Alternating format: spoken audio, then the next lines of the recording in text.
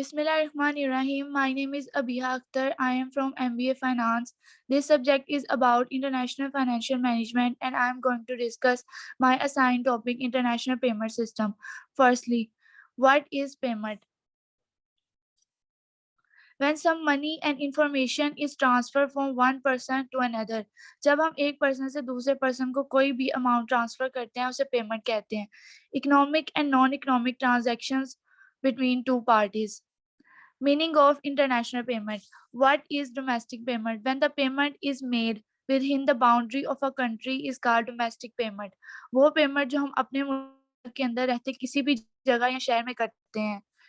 And international payment system represent different ways of payment and settlement of claims and commitments between the subjects of different countries. इसमें दो parties हैं. First जो है payer और second receiver होता है.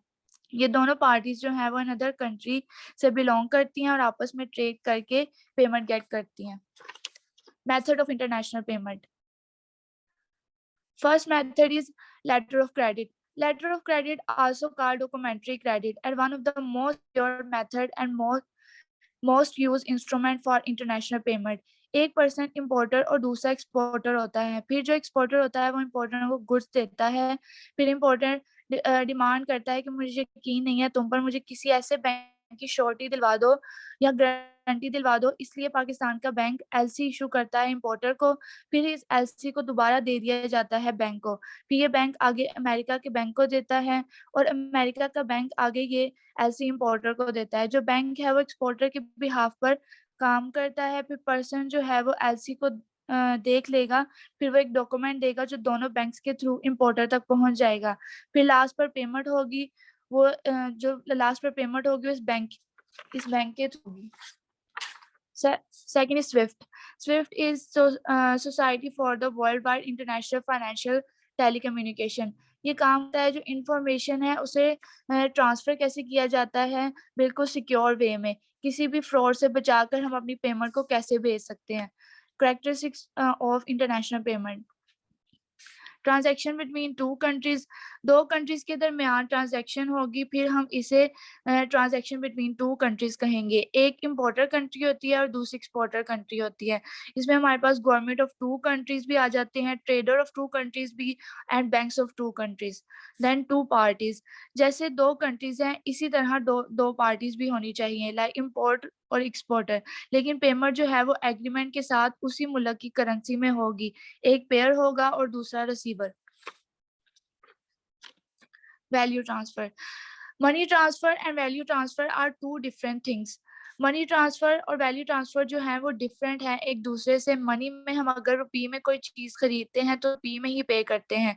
कोई भी गुड्स खरीदी लेकिन अब गुड्स खरीदी इसमें रुपये नहीं देने बल्कि डॉलर्स में पे करना है. फिर हमें उसकी कन्वर्जन करनी होगी और इसीलिए हमें वैल्यू को ट्रांसफर करना है ना कि मनी को. और फिर ये करेंसीज जो है बैंक के थ्रू चेंज होती हैं.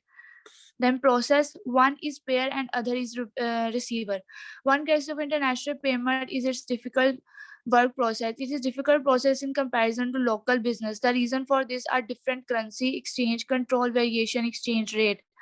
इंटरनेशनल पेमेंट जो है वो डिफिकल्ट है डोमेस्टिक पेमेंट से क्योंकि डोमेस्टिक में रुपये में ही ट्रांजैक्शन होती है और इंटरनेशनल में जिस कंट्री के साथ ट्रेड कर रहे हैं वहाँ की करेंसी ही चलेगी.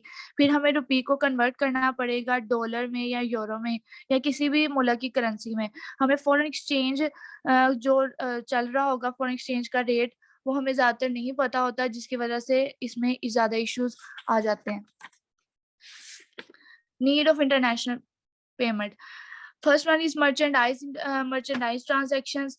एक्सपोर्ट और इंपोर्ट होती है गुड्स की. किन गुड्स को कंज्यूमर और इंडस्ट्रियल, कौन सी कंज्यूमर गुड्स होती हैं और इंडस्ट्रियल गुड्स होती हैं. कंज्यूमर गुड्स वो होती हैं जो डायरेक्टली कंज्यूमर को दे दी जाती हैं यूज करने के लिए और इंडस्ट्रियल वो होती हैं जो इनडायरेक्टली कंज्यूमर को गुड्स को बनाने काम आती हैं. जैसे कि मशीनरी हम लेके आते हैं बाहर से, हम इंपोर्ट करते हैं मशीनरी तो वो हमें पेमेंट कर देते हैं.